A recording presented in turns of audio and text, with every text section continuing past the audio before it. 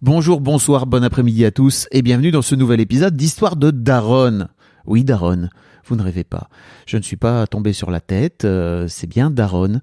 J'ai décidé il y a quelques semaines de lancer un nouveau podcast qui s'appelle donc Histoire de Daronne. Après plus de 120 épisodes à discuter avec des darons, je me suis dit que il était temps en fait d'aller voir ce qui se passait du côté de l'autre moitié de l'humanité en termes de parentalité, c'est-à-dire tout simplement les mamans.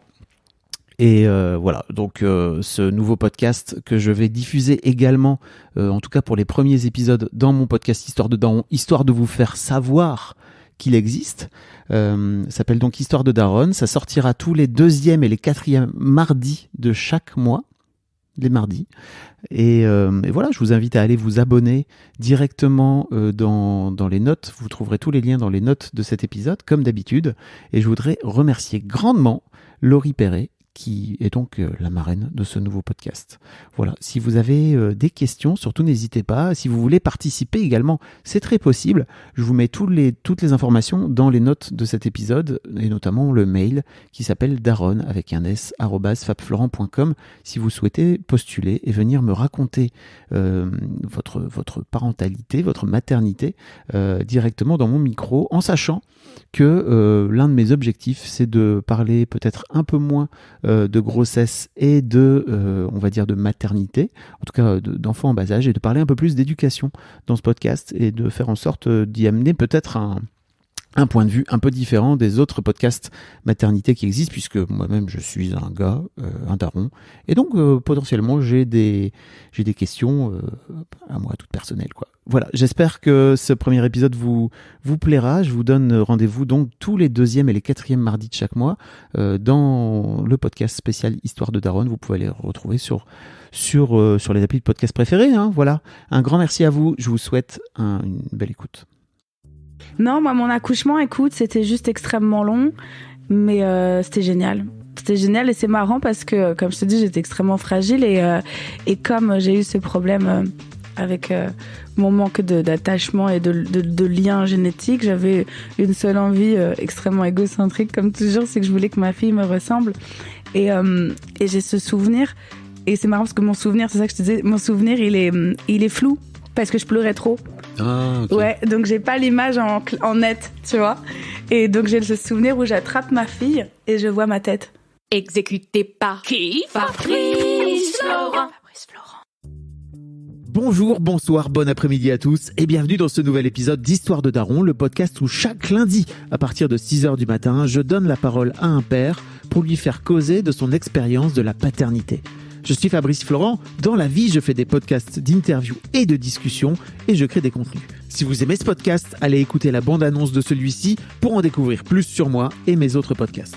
N'oubliez pas de vous abonner sur votre appli de podcast préféré, d'y mettre un cool commentaire et 5 étoiles, notamment sur Apple Podcasts, et de partager cet épisode autour de vous s'il vous a plu. C'est le meilleur moyen de m'aider si vous aimez mon travail. Mais bonjour, c'est le lundi de Pâques. Vous avez un beau petit brin de voix. Hein, et je vous remercie, évidemment. Vous devriez faire chanteuse. Je ne sais pas si ça vous est déjà passé par la tête. Ça m'est déjà passé par la tête. Je me suis lancée dans la musique. C'est la musique qui ne m'a pas rattrapée. Dans le métier, on appelle ça une chime. Chime. Ouais. T'as vu Chime? J'avais vu cette vidéo où elle se lance dans le public. C'est celle-là. C'est ça, c'est pour ça que on appelle ça une chime. Parce qu'elle s'est lancée dans la foule, mais il n'y avait pas de foule. Elle s'est pété la clavicule et un chicot, et elle a quand même refait un album après. Je sais pas ce qu'il faut pour. T'as déjà testé avec ton public? De me jeter dans la foule? Non, mais tu sais quoi, c'est mon prochain projet. C'est vrai? Ouais, pas de me jeter, mais il y a un moment où je descends. Tu l'as vu mon spectacle? Non, si t'as vu? Ouais. Bah, t'as vu quand je descends, que je fais l'enfer à des mecs, quand je suis dans ma posture de cabaret. Et bah, je me suis dit prochain. C'est globalement ta ligne édito. De faire l'enfer à des mecs. C'est un peu mon projet. Ta ligne édito de vie. C'est ma ligne édito de vie, exactement. Le projet de mon existence. Non, je me dis la prochaine fois, c'est Bunaimin qui fait ça, j'ai très envie de le tester. Je sais pas comment ça s'appelle. Tu sais, quand toute la salle, elle te porte, là. Ah, un slam. C'est alors, ça, non? Alors ça, c'est ce que fait Grand Corps Malade. On peut allumer une clope? Tu peux t'allumer une clope. Ah, c'est formidable. C'est un cendrier? Bah oui, c'est un cendrier. Alors vous pouvez pas voir, mais il a un luminaire incroyable. Je crois que ça va être la première fois que j'ai un invité qui est en train de fumer une clope au... Bon. Ça va très bien avec la ligne édito de ce podcast, peut-être. Tout à fait. Qui est... Il faut que tu parles dans le micro, tu sais. Ah oui, pardon. Parce que sinon, je sais pas si tu connais un peu, c'est le métier. Oui. Si tu parles pas dans le micro, les gens t'entendent pas. Les gens t'entendent pas, d'accord. C'est pour te dire. Bon, d'accord. Petit tips. Non, ok, merci, cool. T'as besoin, enfin, tu vois, tu démarres dans le métier. C'est évidemment. Mais en plus, moi, j'adore les micros. J'ai des trucs que j'adore comme ça. J'adore les micros, les soirées arrosées. Et quand les deux se croisent, c'est un enfer. C'est karaoké. Et j'adore les vols à l'étalage et les repris de justice. Et vous? Ça, tu me dis quand ça a commencé, Fabrice? Moi, je commence. Ah, ça a déjà commencé depuis un quart d'heure. Ça tourne depuis 10 minutes. Hein. Ok. Laurie, donc Laurie Perret, bonjour. Oh Bonjour. là là. Je suis très heureux de... Tu sais que c'est vraiment un nouveau concept. Hein. Oui. T'es mon cobaye. Je te l'ai dit ou pas? Ah non, tu m'as pas dit. Ouais, t'es mon cobaye. C'est le premier? C'est le premier de... Je voudrais interviewer des darons. D'accord. T'es mon cobaye. Voilà. Ok. Tu sais que j'ai eu Verino comme cobaye de daron. Ouais. Et ça va? Bah, il va toujours. Enfin, Il va toujours. Il a même fait un autre enfant après. Qu'est-ce qu'il est mignon, Verino. Je l'adore. C'est vrai, il est trop gentil, Oui, ce c'est garçon. C'est vrai, il n'y avait aucun second degré. Ouais, il est vraiment très gentil. C'est le côté clair de la force, là où tu serais le côté obscur. C'est ça, non? C'est vrai. Si j'étais quelqu'un de bien, je serais Verino. Mais les gens nous confondent, hein, très souvent. Oui, c'est sûr. Il y a un lien, ça se sent. Ouais. Il y a un vrai truc dans la Il se vie. fait vachement emmerder dans la rue. Vous n'êtes pas Laurie Perret? Mais non, je suis Verino. Allez, on va y aller. Allez, on commence. C'était la chauffe. Est-ce que vous êtes là? Ouais. Je suis très heureux de t'avoir. Je t'ai découvert grâce à Mademoiselle il y a quelques années, où t'étais en train de... C'était mon tout début. Tu mes tout débutais débuts. dans le métier? Ouais. Oh là là. Tu m'as vu à la Nouvelle Scène, je me rappelle. Oh bah oui, il y a fort longtemps. Ouais. Et après, j'étais venue dans tes locaux et tout. Oh là là. J'avais chanté devant tes collaboratrices. C'était rigolo et triste en même temps. Elles étaient trois, elles riaient. Ouais. Laurie, t'es humoriste. Oui.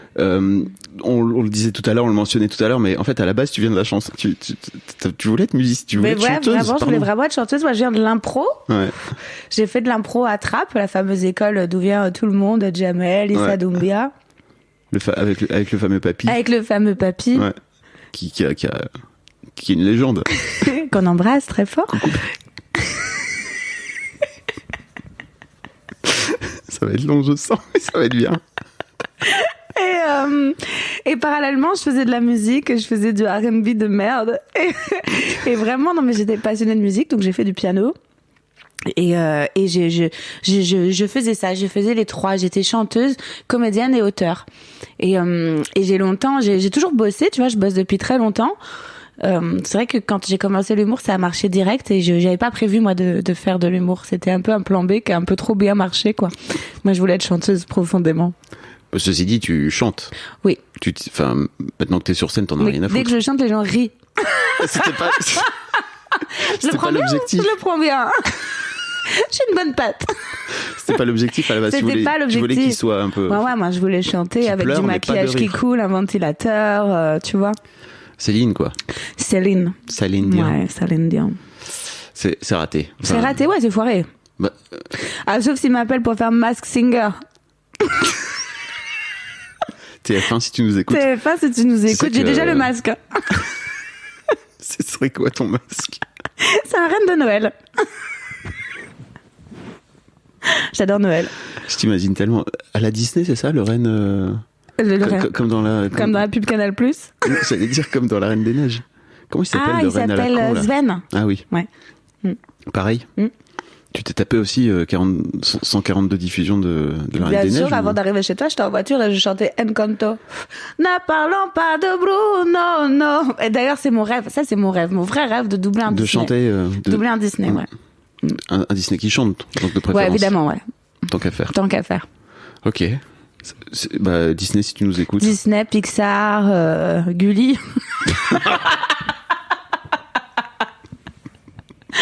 La meuf bouffe à tous les râteliers. Tous les râteliers. Donc ouais, Laurie, t'es donc humoriste. Je vous invite, si vous connaissez pas ce que fait Laurie, tu parles, et c'est la raison aussi pour laquelle tu es ici, c'est que tu mets aussi beaucoup en scène ta vie de maman. Ouais. Pas que, mais...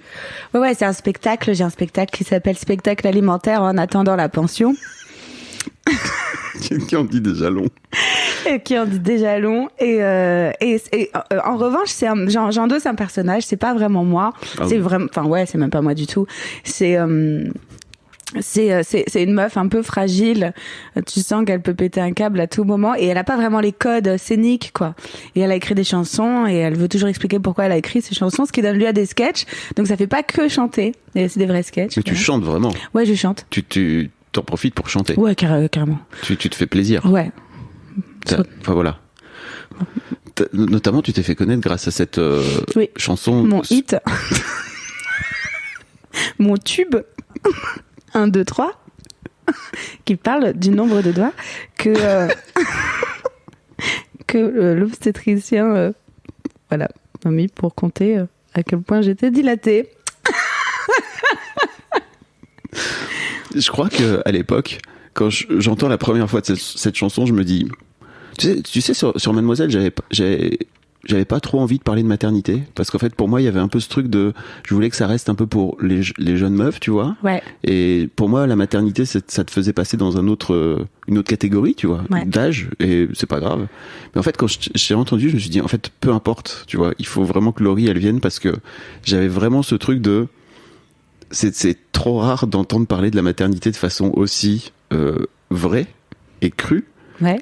C'était bien avant, tu vois, c'était avant les réseaux sociaux ou l'avènement d'Instagram.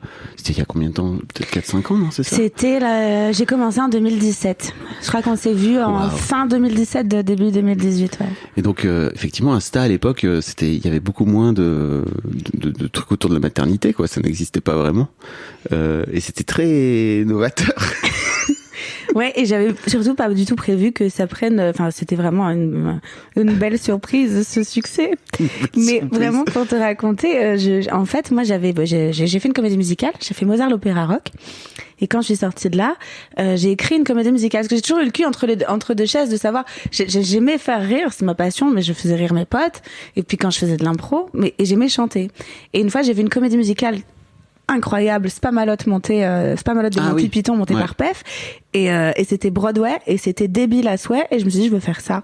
Et donc j'avais écrit une comédie musicale débile avec mes copines de Mozart, et il y a l'une d'entre elles qui m'a dit mais moi je suis jurée d'un concours d'humour, fais-le.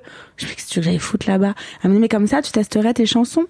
Et donc elle me présente un gars que j'embrasse très fort, Franck Lebon. Coucou Franck. Ouais, qui est un super bon compositeur qui travaille sur Vestiaire, tu sais, cette série qui met en scène des handicapés, qui est hyper performant et qui du coup m'aide pour les arrangements et qui devait faire le fameux concours avec moi. Sauf que 3 jours avant, il m'appelle et me dit en fait je peux pas venir. Et donc j'y vais toute seule. Et je demande à ma copine qui est jurée si elle peut me pistonner, parce que le deuxième prix, c'était 300 balles. Et malheureusement, j'ai gagné. Et le gain, c'était de revenir faire la première partie d'un humoriste confirmé 2 mois plus tard. Donc, vraiment, je me suis tiré une balle dans le pied. Je me suis dit, putain, merde, maintenant, il va falloir que je réécrive 20 minutes toute seule. Donc, j'avais déjà pas prévu de venir toute seule, tu vois. Et je suis remontée, enfin ça c'était à Orléans, du coup j'ai refait le sketch à Paris. Pourquoi t'avais besoin d'avoir quelqu'un avec toi sur scène? Parce qu'en fait tu sais jouer du piano, t'avais pas... Parce que ça me rassurait, j'avais peur, j'étais pas du tout prévue pour faire du one, tu vois, j'étais en train d'enregistrer un album hyper sérieux et tout. Et donc je remonte, le concours avait lieu à Paris, je remonte le faire à Orléans, pardon, je remonte à Paris, je fais le field au Trévise, et là il y a un pote à moi le field au Trévise qui est une scène ouverte, qui est une institution, plein de gens ont démarré là-bas, qui est une scène ouverte, et les gens savent, ils sont assez éduqués à venir le dimanche voir, il y a du vrai pro, il y a du vrai amateur, il y a tout et n'importe quoi, mais il y a une putain d'ambiance. Et donc je vais là-bas et ça cartonne. Et je suis même moi-même étonnée de mon propre carton. Je dis waouh, ça marche bien. Et il y a un pote qui me dit tu sais que si t'as 3 fois 10 minutes, moi je t'emmène au ski, tout payé avec un accompagnant, et tu peux même amener ta fille. Ben, j'avais pas un bal. Et il me dit t'as 3 fois 10 minutes. Je dis bah évidemment j'ai 3 fois 10 minutes. Bon, je rentre chez moi, j'écris 3 fois. Et je n'avais pas évidemment. Et je rentre chez moi et j'écris 1, 2, 3 pour partir au ski. Oui. Voilà. Pour partir au ski avec ta fille. Pour partir au ski avec ma fille, voilà. Et pendant 4 mois, j'ai tourné dans les plateaux parisiens. Et à chaque fois, on me proposait des trucs, mais il fallait que j'ai 10 minutes supplémentaires, machin. Et très rapidement, je me suis retrouvée 40 minutes dans les pattes. Soit quasiment un spectacle. Ouais. Qui dure à peu près 1 heure, généralement. Exactement. Je me suis dit, en fait, je crois que je vais faire un spectacle. J'ai même pas le temps d'y penser qu'il y a quelqu'un qui me contacte parce que la vidéo du premier concours, celui où j'ai pas gagné 300 balles, avait été postée sur les réseaux et elle a un peu buzzé à son échelle, tu vois. Et là, j'ai un mec qui me contacte, qui me dit, écoute, moi, j'ai une pièce de théâtre qui fonctionne pas, mais j'aimerais bien te laisser mon créneau. Si t'as un spectacle, je fais bien sûr. Non, parce que j'ai beaucoup de kilos. Je dis, c'est pour quand? Il me dit, c'est pour dans 3 semaines. Et moi, j'avais 40 minutes. Je dis, vas-y, c'est parti. Et j'ai pris mes petites couillasses et j'ai écrit les 15 minutes manquantes. Et au bout de la deuxième, évidemment, c'était complet parce que tous mes potes, tu vois, je connaissais quasiment tout le monde dans l'industrie puisque j'avais été auteur pour Canal+. J'écrivais beaucoup, je côtoyais énormément d'humoristes qui pour eux, c'était une évidence que je le fasse, alors que moi, j'étais pas du tout dosée pour faire ça, tu vois. Du coup, quand j'ai fait le spectacle, ils se sont dit, ça y est, elle s'y met. Et tout le monde est venu me voir, et c'était chouette. Et à la deuxième, je signe avec mon producteur, qui est l'un des meilleurs producteurs. Enfin, pour moi, c'est le meilleur, mais qui me signe au bout du 2e show, quoi. Et j'ai tous les mecs avec qui je faisais de la musique qui m'appelaient, ils me disaient, mais tu comprends pas, t'es humoriste ou tu... J'ai dit, non, pas du tout, ça c'est une petite passade, ça va pas durer. Bon, voilà, maintenant je suis humoriste.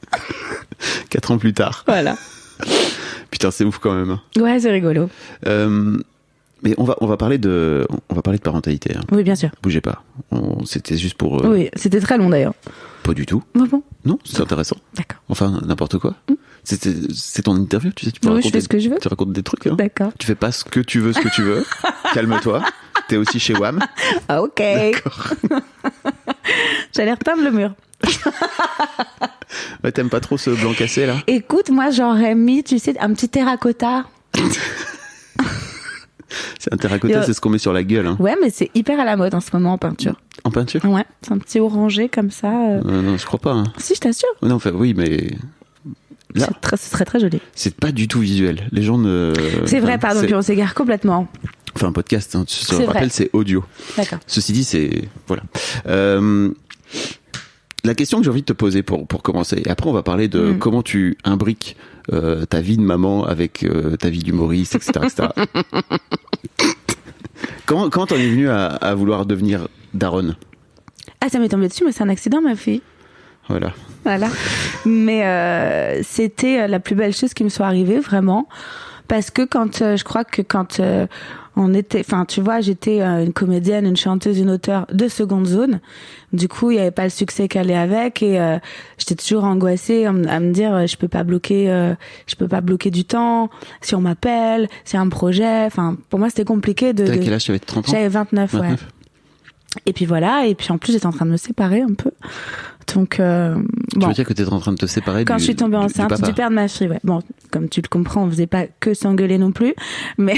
Il y a des couples qui font ça, qui s'engueulent et qui se réconcilient après avec une petite baise, hein, ça fait plaisir. Et voilà, écoute, je suis tombée enceinte. C'est toujours bien d'utiliser de la contraception en revanche. Enfin, je dis ça mais là, en termes de prévention. Là, je prenais plus de contraceptif. Et voilà, et quand tu prenais plus de contraceptif parce que c'était un peu, il y avait un peu ce truc de. Pas du tout. Non, pas du tout. C'est parce que je supportais plus ma pilule, elle me filait la nausée, tout ça. J'en avais un peu ras le cul de prendre la pilule et j'ai même pas réfléchi au fait que ça allait pouvoir enclencher un bébé, tu vois. En plus, ça allait plus avec mon cum. Enfin, tu vois. Est-ce qu'on peut le dire aux jeunes qui nous écoutent que attention, si vous utilisez pas de contraceptif, peut-être ça peut se transformer en enfant à un moment donné. Exactement, bien sûr. C'est le cycle de la vie, quoi. C'est vrai, bien sûr. Et c'est mon job aussi, tu vois. Ouais, bien sûr. Prenez des contraceptifs, des préservatifs, tout ce qui se finit en if, des apéritifs. et non, et quand je suis tombée enceinte, en fait, on était en train d'essayer de se séparer, tu vois, on savait plus où on en était, on savait plus si on était encore amoureuse, qu'on était un couple enfin, tu vois, ça faisait 8 ans qu'on était ensemble et on s'est rencontrés jeunes et puis je pense qu'on n'a pas évolué pareil. Et donc quand je suis tombée enceinte, je lui ai dit écoute, on va faire ce que tu veux, mais moi je vais avoir un bébé. J'ai dit on peut se séparer, on peut vivre ensemble et on baise ailleurs, on peut vivre ensemble et se remettre ensemble, mais moi je veux avoir un bébé. Et puis en plus moi j'ai pas eu trop de, enfin j'ai eu un cadre familial un peu compliqué, tu vois. J'ai un peu des petites carences affectives ouais, je me suis sentie un peu enfin tu vois, j'avais l'impression que j'étais dans une famille où je ressemblais pas trop aux autres, quoi. Comment ça? Soit t'en dis trop, soit pas assez. Ouais, je sais, je vais pas pouvoir en dire trop plus, mais disons que mon père, génétiquement, c'est pas mon père biologique. Okay. Et je l'ai découvert parce que justement, je ressemblais un peu à personne. Et c'était pas des gens très affectueux. J'ai pas subi de violence ni quoi que ce soit, mais c'était pas des gens très affectueux, un cadre un peu froid. Alors que moi, tu vois, comment je suis un peu méditerranéenne dans l'âme, tu vois, je parle avec les mains, j'ai une grande gueule. Et puis, donc je m'y retrouvais pas trop. Et en fait. Quand est-ce que t'as découvert que ton père était pas ton père? À 13 ans. Ok. Chaud. Ouais, ça. La bonne période, la crise d'ado était un peu dégueulasse. Mais et du coup, quand je suis tombée enceinte, c'était comme si c'était une évidence à laquelle j'avais pas réfléchi, tu vois. Mais bien sûr, évidemment, c'est la meilleure nouvelle. Je chialais tout le temps. C'est la meilleure nouvelle de ma vie. Et donc, je suis devenue extrêmement fragile. C'est le projet de ma vie, quoi. Vraiment. Ah ouais, okay. Vraiment. À aucun moment, je me suis dit, merde, à aucun moment, c'était une évidence. Tu vois, et je me demande toujours à quel point c'était pas non plus, tu vois, inconscient de ta part de pas utiliser de contraception, tu vois, et de te dire, enfin, je dis pas que c'était... En fait, pour de vrai, j'ai subi une opération et le chirurgien m'a dit, tu fumes, tu prends la pilule, il y a un risque d'embolie pulmonaire. Toxicomane comme je suis, il fallait que j'arrête soit la clope, soit la pilule. Bon, bah j'ai arrêté la pilule. Et sans me dire que ça craignait, quoi, tu vois, j'avais pas du tout réfléchi aux conséquences. Voilà. Waouh. Ok. Ouais. Après, j'ai arrêté de fumer. J'ai pas repris la pilule pour autant. Ok. Comment ça se passe ta grossesse? À part le fait que tu sois fragile. Incroyable, j'ai adoré. J'ai vraiment adoré. J'étais vraiment... J'ai adoré être enceinte. Enfin, tu vois, moi, je suis vraiment une daronne fragile, alors que c'est marrant, j'envoie tous les codes inverse de la meuf qui, enfin, évidemment, j'ai subi, il y a des choses qu'on subit, tu vois. Moi, le seul truc qui me détruit, c'est l'école. Je suis vraiment pas une meuf du matin et ça me casse la gueule tous les matins de me lever. Mais, et puis, le père de ma fille, il est très aimant auprès de sa fille, mais c'était un mec un peu, pas un peu absent psychologiquement, quoi. Il était là, mais pas très très investi, quoi, tu vois. Et du coup, je sais pas, je me suis sentie un peu seule, mais je sais pas, ça me dérangeait pas plus que ça, quoi, tu vois. C'était. En même temps, si vous étiez en train de vous embrouiller / vous séparer, tu vois, j'imagine que lui de son côté, je te dis ça parce que j'ai 150 interviews de daron, tu vois. Ouais. Tu dois te dire. Oh my god, quelle est ma place, quoi, tu vois, dans ce bordel. Ouais, sans doute. En plus, moi, je pense que je suis pas non plus hyper simple à vivre, tu vois, je prends beaucoup de place. Tu crois? Je t'emmerde. Putain, franchement, au premier abord, j'aurais dit, Laurie, tu la fous dans un coin, elle est discrète. On l'oublierait dans un coin. Donc, ouais, non, mais j'étais émerveillée. Je trouve aussi qu'il y a vraiment de quoi croire en Dieu, quoi, croire en quelque chose. T'es là, tu fabriques un être vivant. Enfin, moi, ouais. T'es religieuse, toi? Eh bah, écoute, je suis très connectée, ouais. Je suis très connectée. Connectée à quoi? J'ai pas de religion à proprement parler, mais ouais, je crois très fort. Une forme de spiritualité. Ah ouais, je crois très fort en quelque chose. Et justement, la grossesse a décuplé ça. Le truc tu veux dire de donner la vie à un moment donné, ouais. Ce truc assez zinzin de. Ouais. Ça, tu vois, c'est typiquement le genre de truc je ne saurais jamais comment ça se passe de faire sortir un être humain de toi, quoi. Tu vois, en tant que mec, tu peux pas faire ça. Oui, évidemment. C'est un truc de fou quand même. Ouais, c'est un truc de fou.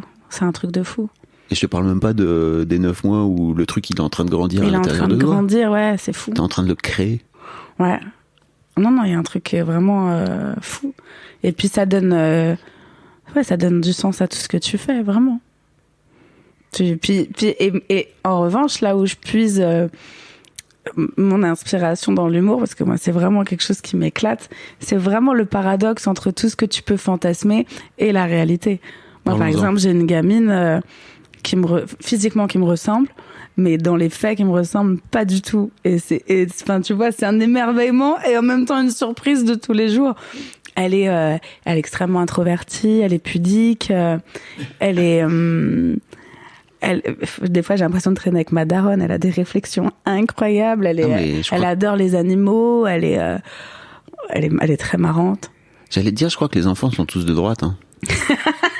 Non mais les enfants ils sont ultra conservateurs. Écoute, je crois pas qu'elle soit de droite, elle. Je crois pas. T'as le droit, c'est pas grave. Hein. Tu pourras avoir un enfant de droite. Par exemple, tu vois ce qui est drôle avec ma fille. Un jour, je parle d'un pote, je dis va passer. Elle me dit mais c'est qui lui? Je dis mon pote, le noir. Le quoi? Je dis bah oui, il est noir. Elle me dit mais ça existe pas. Je commence à s'existe pas. Elle me dit bah il y a des marrons. Elle me dit ah il est marron. Je dis ben nous on est quoi? Elle me dit ben nous on est beige. Donc il y a des marrons et des beiges. Génial. Ouais, génial. La base. Voilà. Effectivement, on est plutôt beige que blanc. Mais ouais. Mais c'est vrai, tu vois. Et je crois pas que j'ai jamais vu une personne noire comme du vrai noir. Bah ouais, tu vois, et quand bien même, tu vois. Mais ce que j'adore, c'est les enfants, c'est une vraie source d'inspiration. Des fois, ils te remettent dans tes clous, tu vois, avec des petites phrases. Moi, ma fille, je te dis, des fois, c'est ma thérapeute. Une fois, j'ai des phrases qui me... Ah ouais, moi, j'ai des phrases, des fois, qui me sont restées d'elle, qui m'ont retourné. Et genre, quand j'ai quitté le père de ma fille, donc après, c'est reparti un peu en cacahuète. Mais c'était pas en heurts ni fracas, tu vois, c'était juste on s'était éloigné, puis c'est un mec qui peut être très indifférent et ça c'était très difficile à vivre pour moi en tant qu'artiste égocentrique. T'avais besoin d'être un peu le centre du monde évidemment. Et donc quand j'ai vu que ça refonctionnait pas, j'ai dit il faut vite qu'on se sépare avant que la petite ait des souvenirs, donc on s'est séparés à 18 mois. J'ai mis du temps à me reloger puisque intermittente du spectacle et j'ai fini par trouver quelque chose. Elle avait 2 ans et quelques et c'était assez difficile, tu vois, vraiment physiquement quoi. C'était éreintant. Moi je suis partie, j'avais que 3 dates prévues dans un cabaret parce que je chantais dans les cabarets à l'époque, donc c'était un peu complexe et je me rappelle d'un matin où je suis dans mon lit mais épuisée quoi. Et j'ai ma fille dans mon lit qui me regarde et elle voit que je suis pas bien quoi.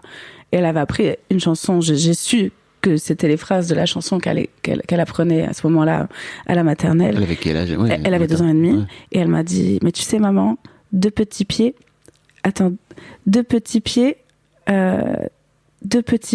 on marche et ça suffit pour être heureux.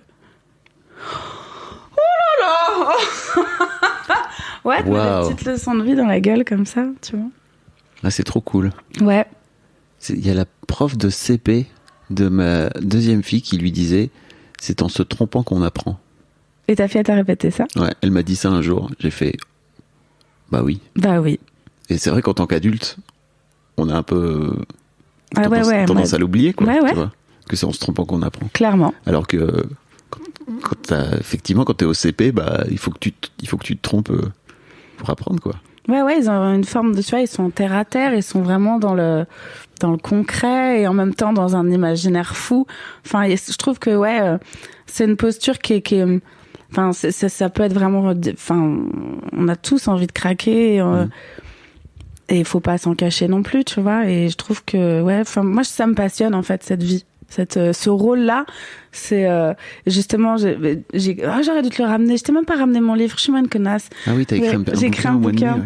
Et dans le bouquin, d'ailleurs, je le mets dans le préface où j'ai entendu une phrase qui m'a vraiment aidée, qui était, je crois que c'est un mec qui a dit qu'on était le réalisateur du film de souvenirs de ses enfants. Ah yes. Et je trouve ça charmé de voir ça sous cet angle-là, et c'est vrai.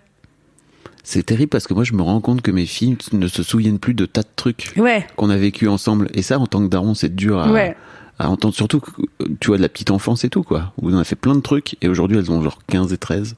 Et il y a plein de trucs, elles ont complètement zappé, quoi. Bah, j'espère qu'elle va oublier plein de trucs.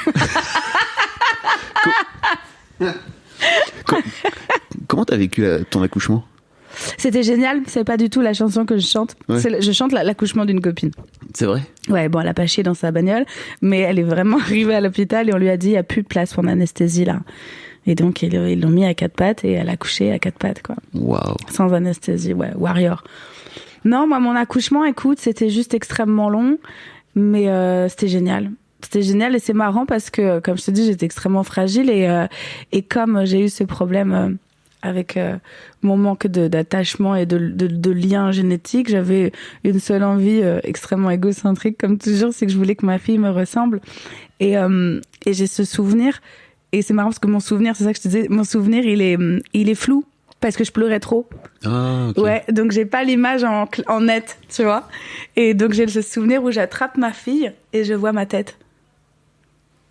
Et si on peut même aller plus loin dans les trucs un peu spé, mais ça c'est très intime, mais j'ai eu un signe toute ma vie. Toute ma vie, j'ai vu un horaire. J'ai vu 21h31 toute ma vie à des moments très importants.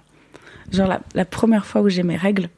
21h31. Je regarde, je regarde la lampe, la lumière, 21h30, l'horloge, 21h31. Et j'arrivais pas à m'expliquer ce 21h31. Tu vois, j'essayais de trouver un lien, un signe. Et 21h31, quand tu le retournes, ça fait 13-12. D'accord? 13-12, si le 12, tu penches un peu le 1, ça fait 13-2. Je suis née le 13-2, tu vois. Je me dis, c'est peut-être ça. Et quand je tombe enceinte, on me dit, votre fille, elle est pour le 13 décembre. Et le signe, je l'ai depuis que j'ai 11 ans. Et je me dis, waouh, en fait, depuis toujours, il est écrit que j'aurai une fille. Et ma fille, elle naît le 8 décembre. Ça te nique ta... À 13h12. Oh. Incroyable. Ok. Ouais. T'as vu, j'ai fait le malin 2 secondes en disant, ta théorie, non, bah non, pas du tout. Ouais. Ok. Ouais, voilà. Ok. Ah, ça te la coupe, là! Ouais, on arrête ce podcast, j'ai plus rien à dire. C'est fini. Ouais, non, pour moi, c'est ma passion, tu vois. Et c'était important pour toi que ta fille te ressemble? Ouais. Ouais, par rapport à ton histoire et tout? Ouais. Ouais. Et du coup, c'est aussi passionnant, c'est ça que je te dis, de voir que dans les faits, elle me ressemble pas du tout, tu vois. Elle est beaucoup plus réfléchie et en même temps un peu moins téméraire. Enfin, il y a des trucs où je trouve ça passionnant parce que justement, comme moi, j'ai cette carence génétique, je me demande ce qui vient de moi, qu'est-ce qui vient de la zone obscure. Et donc, du coup, je fais ma petite étude sociologique sur mon enfant. Et je trouve ça passionnant. J'en profite pour faire une promo cross-podcast. Tu sais, j'ai un autre podcast où j'ai interviewé Natacha Calestrémé. Je sais pas qui c'est. Et elle a écrit un bouquin qui s'appelle Trouver ma place. Ok. Qui parle que de ça. Ok. De trouver sa place. Ok. Au sein de... Je mettrai le lien dans les notes. Si ça t'intéresse, avec plaisir, je te filerai le bouquin. Ou je te filerai le lien du truc si tu veux écouter. Parce que c'est vraiment... elle a fait tout un travail là-dessus. Qui est à la fois scientifique et aussi en rapport avec des chamans et tout. Enfin, tu vois, c'est un peu perché aussi par certains aspects, mais en fait, c'est assez fascinant de l'écouter. Mais ça me fait un peu penser à ça, quoi. D'accord. Où je sais pas, j'ai un peu l'impression que c'est compliqué pour toi de trouver ta place, quoi. Et je l'ai trouvé là. Ouais. Là, tu vois, c'est marrant. Et je pense que c'est aussi... Enfin, là, je suis en train d'écrire le prochain et il commence comme ça. Je viens d'écrire une chanson sur le fait que j'ai 38 ans. Parce que je suis une connasse qui va bientôt avoir 40 ans. Avec tous les paradoxes, tu vois, de cet âge. Et je me sens... C'est quoi les paradoxes Je comprends rien à TikTok, je lâche des trapelles à l'époque, je peux bientôt plus être en cloque, mais je m'acharne à mettre des croque-tops. Je fais un croque-top. Génial. Je me sens fière que je sorte de scène ou que je sorte de chez Action, sans m'être fait prendre par le vigile. C'est ça, ce paradoxe. Tu continues à tirer des trucs. J'ai volé un parasol de 2,40 m. Mais je fais des challenges avec une copine qui a clairement gagné. Elle a volé une bibliothèque. Alors qu'elle lit pas un bouquin. Maintenant, elle retourne chez Action voler des bibelots pour remplir sa bibliothèque. Putain. Et tu vois, ça m'a mis du temps. Et aujourd'hui, je me sens archi bien. Et limite, si tu veux...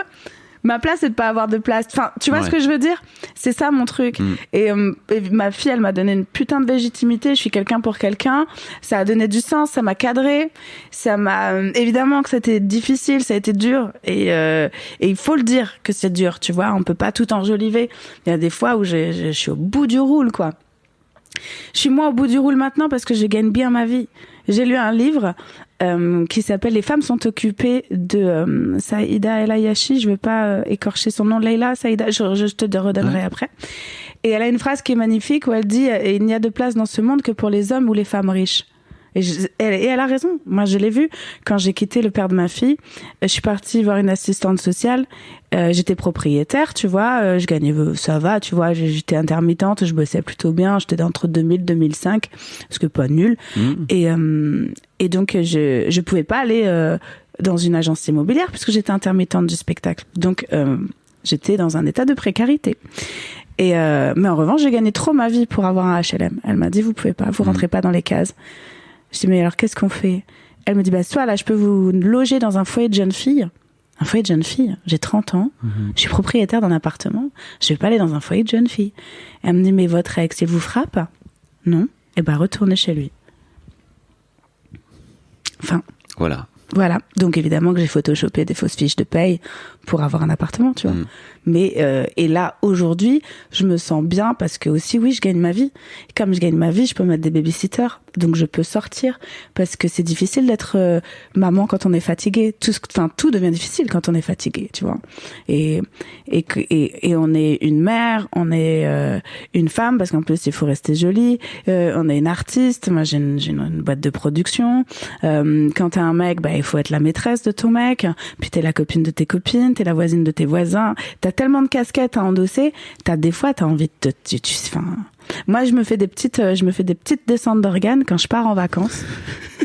Quand je pars en vacances et que je me déconnecte de tout, la veille du retour, quand je pense à tout ce que je dois réendosser en re-rentrant à la maison, je me dis, est-ce que je vais encore y arriver? Mais t'as pas envie de faire le tri? Tu pourrais. Faire le tri de quoi? Je sais pas, te dire, ok, tous les trucs que j'endosse là, c'est quoi les trucs les plus importants? C'est quoi les trucs dont je peux me passer, tu vois? Non, là, ça va, j'arrive à tout mener. Ok. Dit-elle en riant nerveusement. Ça va, j'ai un peu crevé, quoi. Tu me disais aussi, je sais pas trop si tu veux en parler, mais que c'est le début de ta garde alternée. C'est le début de ma putain de garde alternée. C'est-à-dire pendant ta fille, elle a 8 ans. Elle a 8 ans. Et en fait, on faisait du freestyle avec mon ex. Une garde, j'étais en garde la pêche. Voilà. C'est bravo. Vous devriez faire humoriste. Hein, c'est vrai, hein. C'est fou. Mais non, je vais faire chanteuse. Et ouais. Et en fait, si tu veux, il était très disponible pour moi quand j'étais en tournée, donc ça a été ça. Mais du coup, j'avais vraiment pas trop de vie puisque c'était soit je bossais, soit j'avais la petite. Donc c'était assez fatigant. Et là, pour la première fois de notre vie, il a pris un appartement à 7 minutes de la maison. Donc la garde alternée a commencé jeudi dernier. Mais là, tu vois, genre là tout le week-end, j'ai déjà appelé ma fille parce qu'elle me manque déjà. Ouais, comme une bolosse. Non, pourquoi? Ouais. Mais vraiment, en tout cas, ça me fait du bien depuis d'avoir à moins me lever. Ça, c'est vraiment lever le matin. Lever le matin, ça a l'air d'être dur pour toi. Ouais, c'est vraiment pas mon délire. Parce que tu te couches tard ou... Ouais. Ouais, bien sûr. Ouais. Parce que je suis incapable de me coucher avant 1h du matin. Ok. Ouais. Comment t'en es venu à te dire, ok, en fait, la maternité, ça peut être un vrai sujet pour moi et en fait j'ai envie de creuser ce sujet-là. Mais j'ai même pas choisi le sujet quand je te dis que ça m'est tombé dessus, c'est-à-dire que j'ai écrit une chanson pour participer au concours de ma copine et c'est la première chanson de mes spectacles qui s'appelle Prends la vie du bon côté. Où c'est une chanson qui est... C'était cette chanson-là que t'as écrite Ok, pour le concours. Ouais. Et donc c'est une chanson Prends la vie du bon côté. C'est une chanson, ça ressemble un peu à la tristitude d'Oldelaf que je connaissais pas à l'époque, qu'après on m'a montré. Il y a un peu aussi du Guédré. Ouais, du Guédré, mais j'allais dire aussi les Monty Python, tu sais, regarde la vie du bon côté, là. Look. Ah, je la connais pas celle-là. Look the bright side. The bright side of life. Et ouais, c'est un peu ça. Et donc ouais, c'est une chanson où je me suis mise dans une posture de vieille daronne débordée. Je sais pas, ça me faisait rire sur cette chanson de faire ça.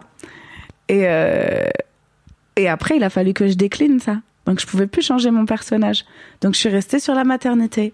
Et en même temps, je suis pas une meuf qui réagit à l'actu, tu vois, je me mouille pas trop là sur les présidentielles, même si j'ai évidemment un avis, tu vois.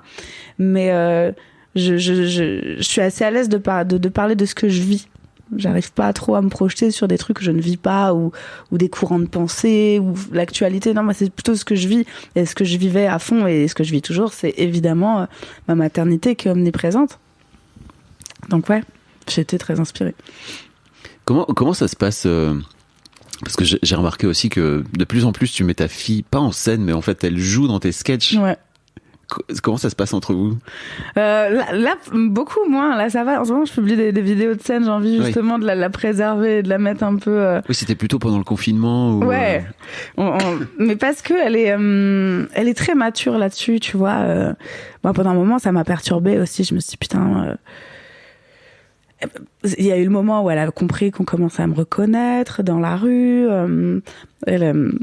Comment ça s'est passé? Elle avait quel âge? J'ai un sketch là-dessus et qui est absolument vrai. Où déjà, ça l'amuse beaucoup que je m'appelle Laurie Perret parce qu'elle porte le nom de famille de son père. Elle s'appelle Jana et donc elle s'appelle Jana et moi je m'appelle Laurie Perret et donc déjà petite elle disait à ses copines, elle disait que c'est ma mère, elle s'appelle Laurie Perret et donc après les gens, et ça aussi c'est un truc qui est rigolo quand tu deviens connu, avant on m'appelait Laurie, maintenant on m'appelle Laurie Perret. et du coup ma gamine elle a capté, tu vois, et un jour on est dans le Uber et elle a capté aussi que quand on me reconnaît c'est cool quoi. On me fait des compliments, c'est toujours un moment un peu cool quoi, soit tu passes devant les gens, soit t'as un cadeau, puis un jour on est dans le bar, puis il se passe rien quoi. Et Jana elle me regarde, elle regarde le chauffeur, elle fait ça va Laurie Perret. J'ai dit mais ferme-la, il va rien se passer chérie, j'ai déjà payé sur l'application. Putain. Et donc ouais, c'est marrant. J'ai eu peur, j'ai encore un peu peur, tu vois, de me dire comment avec le temps elle va prendre le fait que j'ai parlé de la maternité. Et en même temps, ce qui est cool aussi, c'est que je raconte pas ma vie. Il y a aucun moment à nous. Il y en a des moments à nous, des anecdotes qu'elle a fait, oui, tu vois, mais il y a pas d'intimité, il y a pas... c'est faussement de l'intimité, tu vois, mais j'ai l'impression que j'ai quand même réussi à préserver ça. Donc c'est pour ça aussi qu'en ce moment, j'essaye de moins la mettre... déjà, on voit rarement son visage sur les réseaux. Mais après, c'est quelque chose qui l'amusait parce que quand je fais des sketchs, souvent, j'ai besoin de sa voix. Mais qu'est-ce qu'elle joue bien. Ouais. Mais elle me bute. Elle joue trop bien, vraiment. Et justement, je me demandais si tu refaisais des prises et tout, ou alors si elle avait vraiment ce truc chez elle simple de ok, Non, franchement, j'ai rarement besoin de refaire des prises, ouais. Ouais, puis j'ai des anecdotes avec elle où évidemment au début j'avais pas trop d'oseille, donc je l'emmenais partout, j'avais pas de babysitter, des barres de rire. Un jour on se pointe à un mariage où j'étais témoin, c'était le mariage de mon meilleur ami, elle a 4 ans, et elle arrive dans la salle de réception et elle me fait « Maman, où est la loge ?» Non. Calme-toi Beyoncé. Ouais, c'est marrant, oui, elle a pas les mêmes codes que tout le monde, quoi. Où est la loge? Pendant une période, elle voulait beaucoup parler dans les micros. Maintenant, elle veut plus du tout monter sur scène, tu vois. Je l'emmène parfois faire des salles. Elle veut pas du tout monter sur scène. Elle veut pas qu'on... en revanche, à la fin du spectacle, je vends mon livre. Elle adore ça, tenir le merchandising. Ah oui. Elle a une technique de vente plutôt agressive. Formée à la bonne école. Mais ouais, voilà, écoute, je crois qu'en tout cas, elle a compris. Des fois, elle fait des vannes. Elle me dit, tiens, ça, tu peux le mettre dans ton spectacle. Et elle a compris, en tout cas, que je jouais le rôle de quelqu'un qui me ressemblait un peu, mais qui était un peu le clown de moi-même, que cette personne avait un enfant et qui n'était pas du tout elle, et c'est pas de nous dont il s'agit, quoi.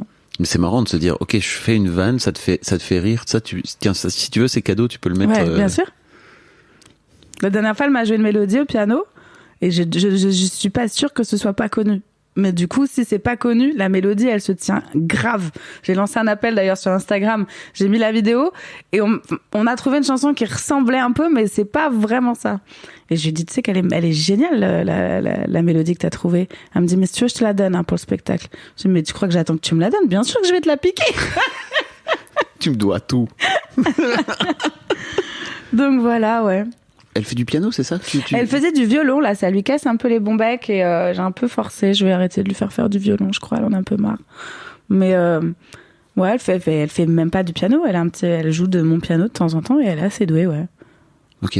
Et pourquoi tu dis que tu l'as forcé un peu? Parce que t'avais envie de... Je voulais qu'elle ait une formation musicale, ouais. Ouais. Tu vois.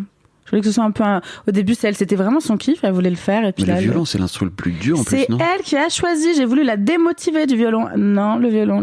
Donc elle a fait 2 ans de violon. Et là, je sens que ça la gonfle un peu. Ma fille, sa vraie passion, c'est les chevaux. Ah ouais? Ouais. Les chevaux, les poneys, l'équitation. Donc c'est obligé de devenir ta passion aussi. Ouais, c'est beaucoup moins ma passion. Moi, je suis un peu en flip, mais bon, du coup, j'en fais un peu avec elle. Putain, mais parfois j'ai un peu. Ah oui. Et donc t'es obligé de surpasser ta peur, c'est ça? Ouais, des clairement. canassons. Ouais. Comment ça se passe? Non, écoute, ça va. Écoute, pour l'instant, je m'en sors. J'essaye de pas toujours en faire, mais quand il y a des balades, des fois, je m'organise des balades et je monte à cheval avec elle. Wow. Mais c'est ça, life. La nature, les animaux, les poneys. Ouais. Putain. Ma fille aussi a eu cette période-là, et puis après elle est tombée 2 fois sur un poney qui l'a fait tomber 2 fois. Ouais. Plus jamais. C'est Ah fini. ouais? Terminé. Non, mais elle est déjà tombée, écoute. Ouais. Elle est remontée. Waouh. Ouais. Est-ce qu'il y a un sujet sur lequel je t'ai pas amené, dont t'aurais bien aimé parler?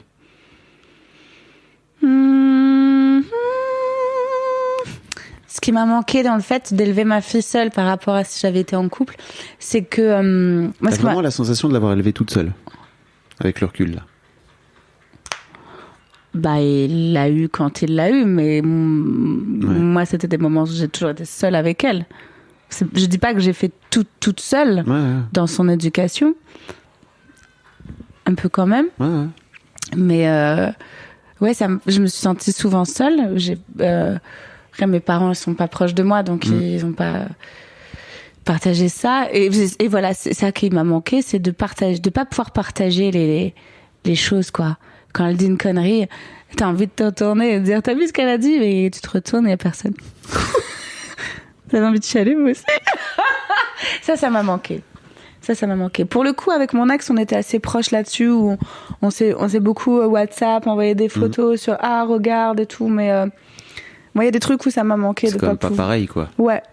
Et puis je pense aussi que ma fille aussi, elle en a un peu souffert de pas être avec un papa et une maman. Elle m'a souvent dit que les autres avaient de la chance parce qu'ils avaient un papa et une maman ensemble. C'est sûr et certain que ça doit... Bah, évidemment, écoute, truc, c'est comme ça. Après, il y a des papas et mamans qui sont ensemble et qui sont pas plus heureux, donc bon. Je vote aussi pour... Donc voilà, il faut assumer ses choix. C'est sûr qu'elle en a souffert aussi, mais ouais, ça de pas partager des moments. Parfois, ça a été c'était triste. J'ai souvent eu envie de taper sur l'épaule à quelqu'un et dire regarde, oh mais t'as vu? Bon. Ok. Ouais. C'est pas évident, quoi. Bah ouais, mais bon. Voilà, ça c'était triste tout. Comment t'appréhendes l'adolescence? Non, je crois pas. Non, je crois pas.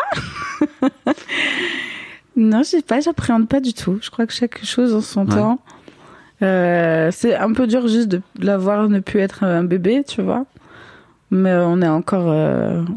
nous on est très... Dans quel sens c'est dur? Parce que déjà, je suis très collante. Je suis constamment en train de tripoter ma gamine. Je vais attraper les mains, je lui tire les cheveux, je la bisou, j'ai nanane, mon doudou, mon chat. Mais elle est aussi un peu comme moi, tu vois. Des fois, j'essaye de faire des travails là-dessus et de me dire, ouais, parce que je me rends compte que sur certains trucs, enfin, je la trouve très mature sur certaines choses. Et il y a d'autres trucs où elle est un peu bébé, tu vois. Bon, elle a 8 ans en même temps. Elle a 8 ans, écoute. Donc, moi, je fais un travail, ça dure un quart d'heure. Dans quel sens? Je me dis, faudrait que j'arrête un peu de la bisouiller constamment. Ah oui. Ouais, puis non, merde. On fait pas des bébés pour pas les bisouiller. Est-ce qu'il y a un truc que tu aurais bien aimé apprendre sur le fait d'être sur la maternité avant d'être mère? Avec le recul, tu te dis putain, ça j'aurais bien aimé le savoir. Non. C'est vrai? Ouais. Moi j'aime bien quand ça me tombe sur le coin de la tranche, ouais. Non, parce que je crois que ça sert à rien qu'on nous dise trop que c'est fatigant, ça sert à rien de nous dire trop que c'est génial. Puis en plus, c'est pas génial ni fatigant pour tout le monde, tu vois. Chacun appréhende sa maternité, mais après, je sais pas, la passion que je porte à mon enfant, j'étais vraiment pas prête à ce que ce soit aussi intense, quoi, tu vois. À ce point-là? Ouais. Ok. Imagine, Jana tombe sur ce podcast dans 10 ans. Mm-hmm. Qu'est-ce que tu as envie de lui dire? C'est une bonne question. Elle aura 18 ans. Alors vous voyez pas, mais là, Laurie, le regard dans le. Je dirais, va faire un bisou à maman. Et mon bébé? Si il veut pas maman. Fume des clopes, je t'éclate. Bisous mon bébé. Fume des clopes, je t'éclate, meuf. Tu viens de t'en allumer. Évidemment. Et dans mon livre, il y a un conseil qui s'intitule comment inculquer à vos enfants des règles que vous ne suivez pas vous-même. Évidemment. Of course. Of course. C'est tout le principe de pouvoir être parent. Bien sûr. C'est de pouvoir être un connard qui. Il faut bien leur expliquer les règles. Comme ça, ils comprendront mieux comment et pourquoi les détourner. Calculer sa marge de manœuvre. Comment tu fais? Tu vois, je me disais, tu vois, tout à l'heure, tu t'expliques que tu voles des trucs chez Action. Ouais. Mais quelle balance, ma fille! Mais je fais pas devant elle, t'es malade. Non. Ça, elle ne le sait pas. Jana, je n'ai jamais volé chez Action. Sache-le. Non, elle sait pas du tout, ouais. Et si un jour elle l'apprenait, t'aurais honte? Non, je n'irais. Je mentirais. C'est très mal de mentir, Jana. Ah, c'est intéressant. Tu vois, le bien, le mal, comment tu fais pour inculquer ça à tes mômes alors que toi-même, t'es sur une frontière où t'es là. Ouais, moi, je suis libre. Ouais, exactement. Ouais. Comment tu fais? Comment je fais? Écoute, je pense qu'il faut pas trop y réfléchir pour pas avoir trop de scrupules. Je crois que c'est la clé. Je t'ai dit, 38 ans, je suis hyper épanouie. C'est maintenant. T'as raison, putain. Avant tes 40 ans, c'est ça? Exactement. T'as peur d'avoir 40 ans? Pas du tout. Ouais, au contraire. Pas du tout. Parce que déjà, je pensais pas arriver jusque-là. À ce point-là? Non, je rigole. Un peu quand même? Un peu quand même, ouais. C'est vrai que je mène une vie un peu dissolue. Enfin, pas dissolue, mais je suis pas...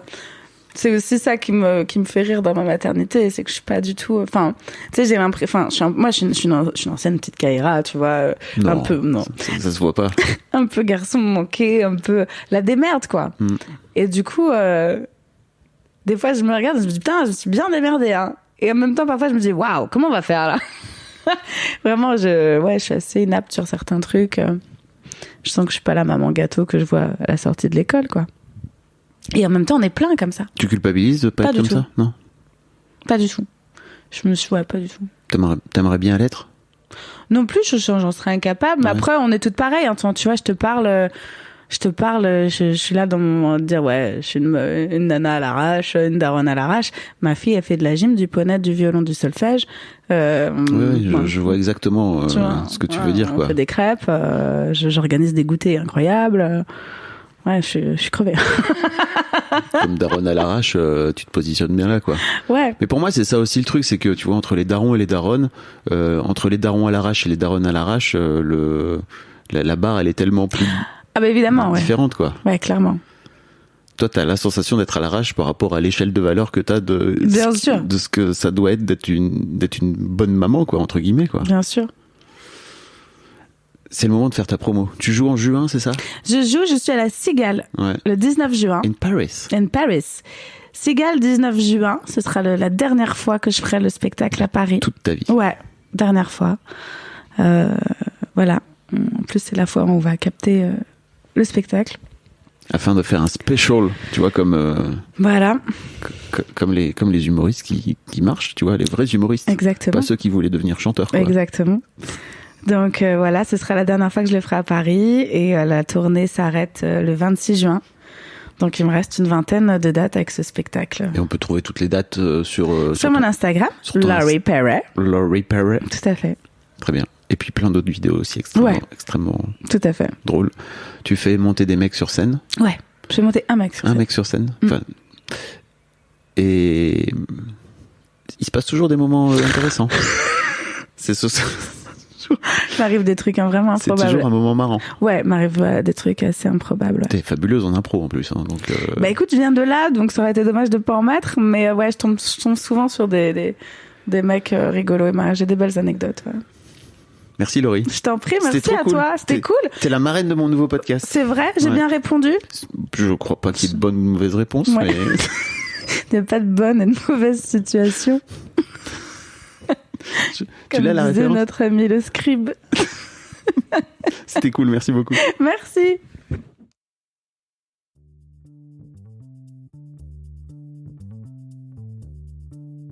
Merci beaucoup pour votre écoute. Avant de nous quitter, si vous avez aimé ce podcast et cet épisode, merci de lui mettre un commentaire sur Apple Podcast et 5 étoiles de préférence. C'est le meilleur moyen de le faire connaître. Vous pouvez faire comme Joe l'Esquimau qui, le 11 août 2020, a mis 5 étoiles en disant « Arrivé ici en cherchant des informations pour la naissance prochaine de ma fille, je suis tombé sur un podcast qui change la vie.